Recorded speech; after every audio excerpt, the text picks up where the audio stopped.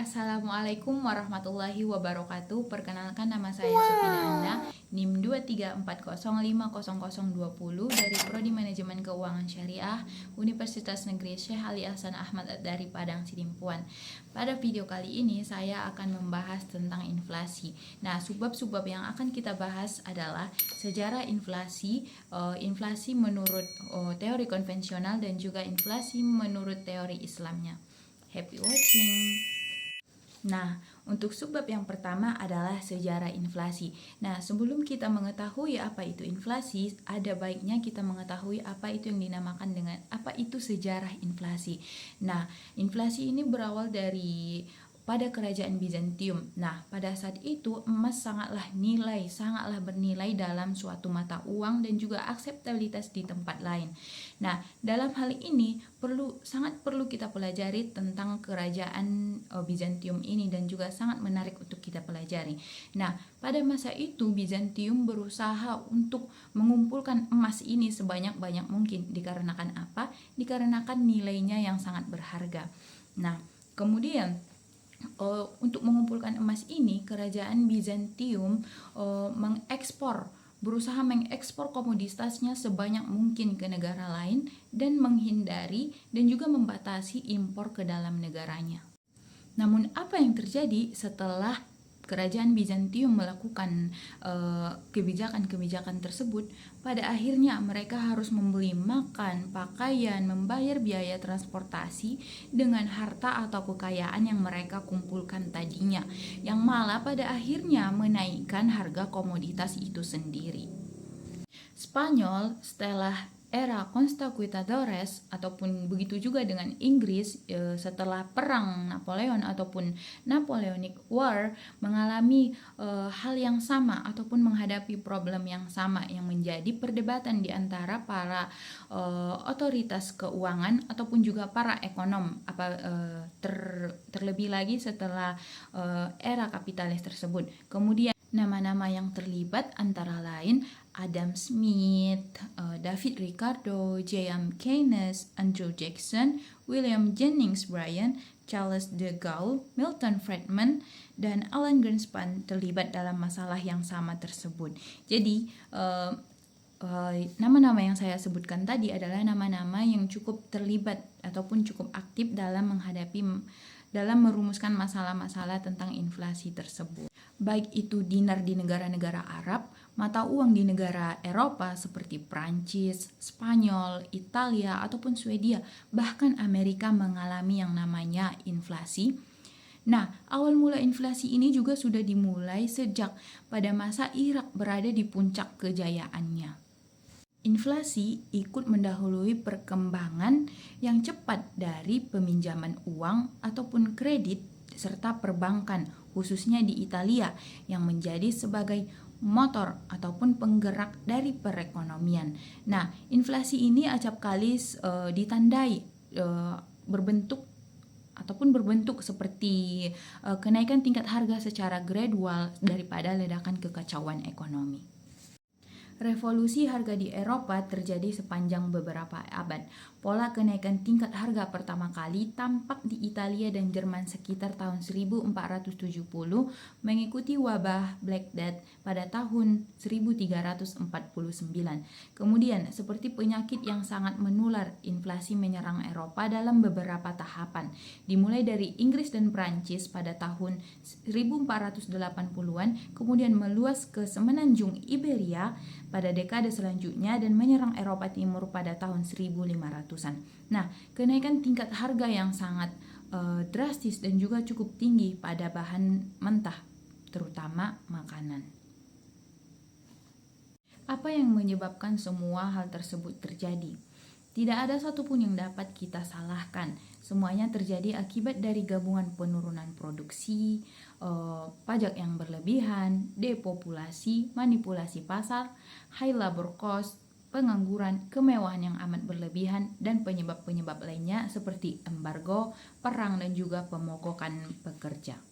Nah, selain Inggris, Prancis juga mengalami permasalahan antara emas, nilai mata uang, dan juga inflasi.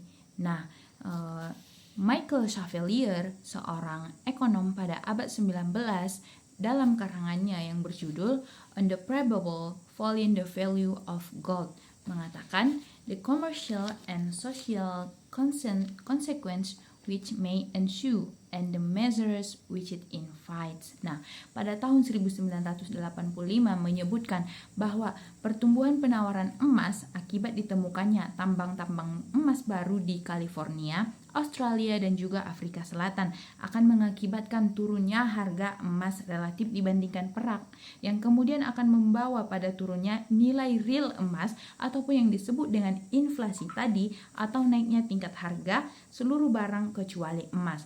Begitulah kata Michael.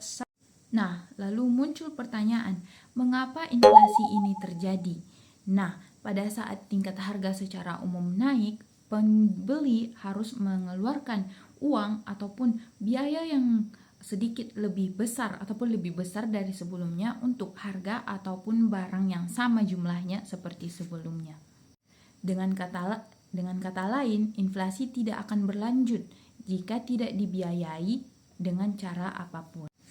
Nah, jika konsumen tidak bisa menemukan uang lebih untuk membeli barang demi mempertahankan tingkat pembelanjaannya, mereka akan membatasi pembelian dengan membeli lebih sedikit, yang kemudian pada akhirnya akan membatasi kemampuan penjual untuk menaikkan harga. Nah, masuk kita pada subbab pembahasan kedua, yaitu teori inflasi konvensional. Nah, inflasi secara umum berarti tingkat kenaikan harga secara umum pada suatu barang ataupun komoditas jasa pada suatu periode tertentu ataupun waktu tertentu. Nah, inflasi juga termasuk suatu fenomena moneter. Kenapa demikian? Karena pada inflasi terjadinya penurunan tingkat unit perhitungan moneter. Nah, definisi inflasi menurut ekonom modern adalah kenaikan yang menyeluruh terhadap harga yang harus dibayarkan. Nah, sebaliknya juga, jika yang terjadi adalah penurunan nilai perhitungan moneter terhadap barang-barang atau komoditas ataupun jasa, didefinisikan sebagai deflasi. Lalu, apa sebenarnya inflasi itu sendiri? Nah, kalimat too much money chasing too few goods mungkin dapat menggrafikkannya. Nah, menurut Paul A. Samuelson mengatakan itu seperti penyakit. Nah, inflasi ini dapat dikategorikan berdasarkan tingkat keparahannya. Nah, inflasi yang pertama adalah moderate inflation. Nah, karakteristiknya adalah kenaikan tingkat harga yang lambat. Nah, umumnya disebut sebagai inflasi satu digit. Nah, pada inflasi tahap ini, orang-orang masih mau menyimpan uangnya, lebih baik menyimpan kekayaannya ataupun uangnya daripada dalam bentuk real, aset real. Nah, tingkat inflasi yang kedua adalah galloping inflation. Nah, pada taraf inflasi ini, orang-orang akan memegang uang seperlunya saja. Mereka akan lebih menyimpan menyimpan asetnya dalam bentuk aset real. Nah, mereka akan menumpuk barang seperti membeli rumah dan juga tanah dan lain sebagainya. Nah, inflasi yang ketiga adalah hyperinflation. Nah, pada tahap ini adalah tahap tertinggi pada inflasi, yaitu terjadi sekitar jutaan sampai triliunan per tahun. Nah, masuk kita pada subbab ketiga, yaitu teori inflasi Islam. Nah, menurut ekonom Islam sendiri mengatakan bahwa inflasi ini berakibat sangat buruk terhadap perekonomian, dikarenakan ada 4 hal yang menyebabkan mengapa ekonom Islam mengatakan bahwa inflasi ini berdampak sangat buruk. Nah, yang pertama adalah menimbulkan gangguan terhadap fungsi nilai uang, terutama terhadap fungsi tabungan ataupun nilai simpan. Nah, fungsi dari pembayaran di muka dan fungsi dari unit perhitungan. Nah, kemudian yang kedua adalah melemahkan semangat menabung dan sikap terhadap menabung dari masyarakat, ataupun juga turunnya marginal propensity to save. Nah, yang ketiga adalah meningkatkan kecenderungan untuk berbelanja, terutama untuk non-primer dan barang-barang mewah, ataupun naiknya marginal propensity to consume.